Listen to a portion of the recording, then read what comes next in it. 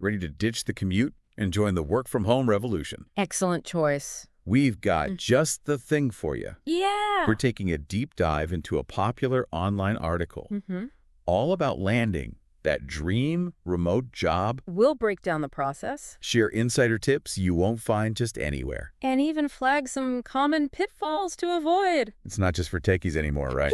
It really isn't. I feel like we hear that all the time. Yeah. That this is only for people who code or, things like that. Absolutely.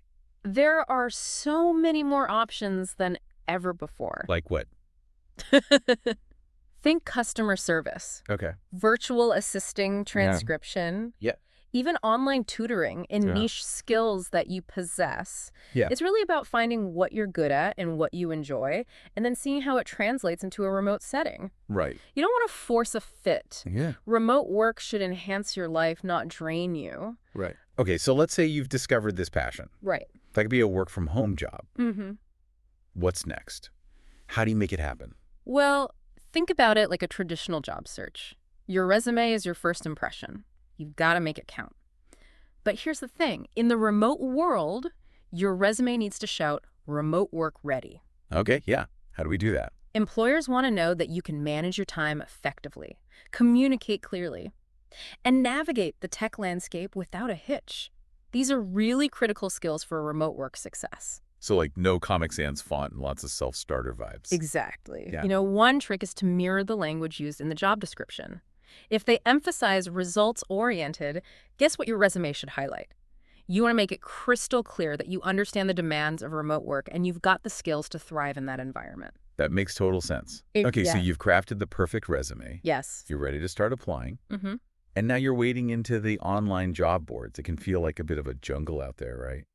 It can. You have to be really careful. Yeah, how do you avoid getting tangled up in those too good to be true offers that just scream scam? You're right. I feel like we've all clicked on those at some point. Absolutely. The internet can be a bit of a wild west when it comes to job hunting, especially in the remote world. But there are ways to be savvy and spot those red flags. Like what? Well, one of the most common tactics scammers use is dangling exorbitant pay for minimal work. It's tempting, I know. But remember, if it sounds too good to be true, it probably is. Right. Another red flag is any job that asks for upfront payment. Legitimate employers will never ask you for money before you've even started working. Okay. You're providing a service, not buying a product. Good point. So let's say you've dodged the scams, you've found some promising leads, and now you've landed an interview. Congratulations. But of course, it's not just any interview. It's a remote interview. Is it really business on top, pajamas on bottom time? I mean, I think we all have to confess that we have done that once or twice, haven't we? Yeah, definitely. But you still want to project a professional image, even if you're not in a traditional office setting. Okay. And honestly, getting dressed for the occasion can actually help you mentally shift into walk mode. Okay, so maybe ditch the sweatpants. Right. Got it. But what about the technical side of things? Yeah. Any tips on avoiding those awkward tech meltdowns during the interview? We've all been there. Oh, I have. Preparation is key. Test your camera and microphone beforehand. Okay. Make sure your internet connection is stable. Mm-hmm. And think about your surroundings. Choose a quiet, distraction-free space where you can focus on the conversation without interruptions. So no barking dogs or kids bursting in? No, that's not good. No, that's a no. Got it. But what if something unexpected does happen, like the doorbell rings or the smoke alarm goes off? Uh-huh. It happens. That's where the mute button becomes your best friend. Don't be afraid to use it if you need a moment to handle a distraction.